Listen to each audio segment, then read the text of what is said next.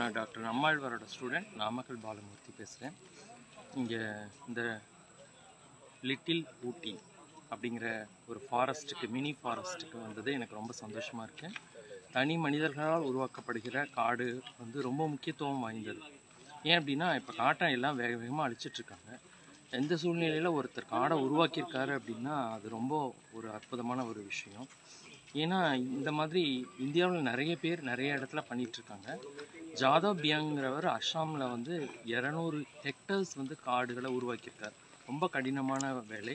அவருடைய வாழ்க்கை வரலாறை அமெரிக்காவில் பாட புஸ்தகத்தில் சேர்த்துருக்காங்க. ஆனால் தமிழ்நாட்டில் இன்னும் அதிகமாக அவங்களெல்லாம் நினைவு கூறலை. ஏன் அப்படின்னா இந்த மாதிரி காடுகளை உருவாக்குறவங்கள ஒரு இன்ஸ்பிரேஷனாக எடுத்துக்கிட்டு எத்தனையோ வேஸ்ட் லேண்ட் வச்சுருக்காங்க. நிறையா விவசாயிகள்கிட்ட அந்த லேண்ட் சும்மாவே கிடக்குது.